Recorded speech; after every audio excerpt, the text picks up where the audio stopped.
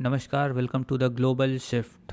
मैं हूं आनंद और आज हम बात करने वाले हैं एक ऐसे टॉपिक पर जो इस वक्त दुनिया भर में न्यूज़ से ज़्यादा रिएक्शन वीडियोस जनरेट कर रहा है। पूरा वर्ल्ड ये डिस्कस कर रहा है कि यूनाइटेड स्टेट्स ऑफ अमेरिका ने सीरिया में बैठे टेररिस्ट से बदला कैसे लिया। और अमेरिका ने खुद बोला है, नॉट वॉर बट वेंगेंस। वेंगेंस मतलब बदला, फुल रिवेंज मोड। तो जैसा कि आपको पता होगा, जो सेक्रेटरी ऑफ डिफेंस होता था यूएसए में, उसका रिसेंटली नाम चेंज करके सेक्रेटरी ऑफ वॉर कर दिया गया था, जो कि पीटर हेग्सबर्ग हैं। उन्होंने रिसेंटली अनाउंस किया, डोनाल्ड ट्रंप और पीटर हेग्सबर्ग ने अनाउंस किया कि कल रात अमेरिका ने सीरिया में 70 स्ट्राइक की है। जी हाँ, 70 नंबर सुन के ही लोग शॉक में हैं। पूरे कंट्री में 70 अलग अलग लोकेशन पर बॉम्बिंग हुई है और बहुत ही तगड़ी बॉम्बिंग हुई है। इस ऑपरेशन में सिर्फ यूएस एयरफोर्स नहीं बल्कि जॉर्डन की एयरफोर्स भी साथ थी अमेरिका के। और हाँ, जॉर्डन वही कंट्री है जहाँ recently prime minister Narendra Modi जो कि एक इम्पॉर्टेंट विजिट पर गए थे। जॉर्डन की पब्लिक ओपिनियन क्या है?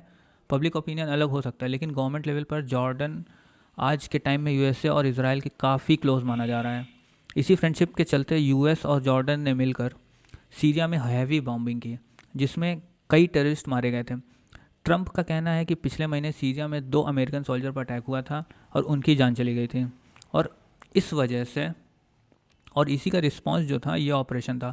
मतलब सिंपल शब्दों में कहा जाए, 2 सोल्जर के बदले 70 लोकेशन पर एक तगड़ी बॉम्बिंग हुई है। थोड़ा यहाँ पे देखा जाए तो अमेरिका का कैलकुलेटर थोड़ा एग्रेसिव मोड में चलता है। अब यहाँ एक नेचुरल सवाल उठता है, ये फाइटर जेट कहाँ से आए? क्या यूएसए से सीधा उड़ान भरी?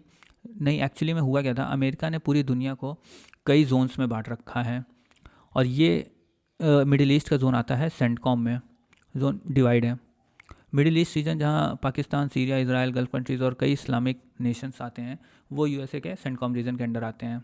फाइटर जेट इसी सेंटकॉम रीजन से आया था, लेकिन एग्जैक्ट कौन सा कंट्री है ये नहीं पता। या तो वो हो सकता है पाकिस्तान, या कतर हो सकता है, या सऊदी अरेबिया, ऐसा माना जा रहा है। लेकिन और कोई भी कंट्रीज़ हो सकते हैं, लेकिन जॉर्डन की एयरफोर्स तो डायरेक्टली इन्वॉल्व थी। और यहाँ पे यूएसए ने रिवील की नहीं किया है ये चीज़, और ये टॉप सीक्रेट भी है। अमेरिका का फेवरेट आंसर है कि ये सारी चीज़ें टॉप सीक्रेट हैं। अब स्टोरी और इंटरेस्टिंग हो जाती है जब हम रीसेंट न्यूज़ इवेंट्स के याद करते हैं। थोड़े ही दिन पहले सीरिया के नए प्रेसिडेंट अहमद अल शरा वाइट हाउस गए थे, और डोनाल्ड ट्रंप ने मजाक मजाक में उसने मिलने से पहले एक वो पूछ लिया था कि कितनी वाइफ्स हैं। तो प्रेसिडेंट जी बोल दिए थे कि बस एक ही है। तो जवाब में डोनाल्ड ट्रंप बोलते हैं कि आर यू श्योर? बोलते हैं हाँ।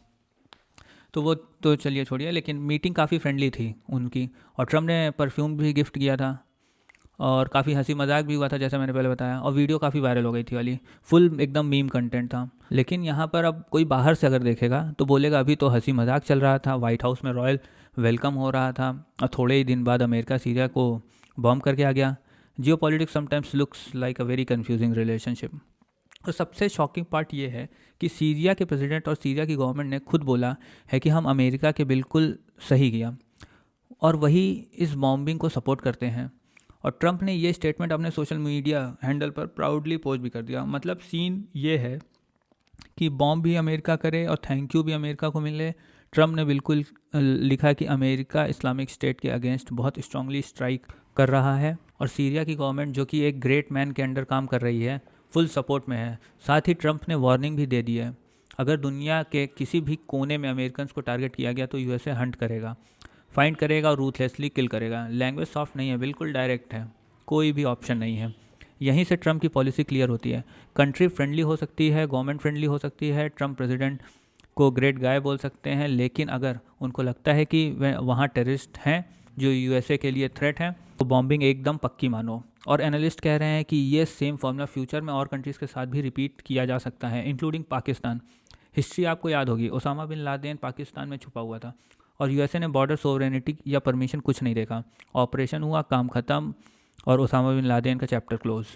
अब फ्यूचर के लिए बोला ये जा रहा है कि अगर यूएसए या यूएस बेसिस पर कहीं भी अटैक होता है और मास्टरमाइंड पाकिस्तान या पाक अफ़गान बॉर्डर के पास मिलता है, तो ट्रंप ज़्यादा सोचेंगे नहीं, सीधा ऑर्डर आएगा स्ट्राइक, और बाद में ट्वीट होगा कंट्री ग्रेट, लीडर ग्रेट, बस थोड़ा सा बॉम्ब करना पड़ा। ये ट्रंप डॉक्ट्रिन है, और आने वाला टाइम में आप इसे बार बार रिपीट होता हुआ देख सकते हैं। इस पूरे सिनेरियो में एक इंडिया का एंगल भी बहुत ज़्यादा इंपॉर्टेंट। इंडिया जो है रेगुलरली सीरिया के लोगों को के लिए ह्यूमैनिटेरियन असिस्टेंट और एड भेजता रहा है, और ओएनजीसी का सीरिया के एनर्जी रिजर्व में काफ़ी ज़्यादा स्टेक्स भी है।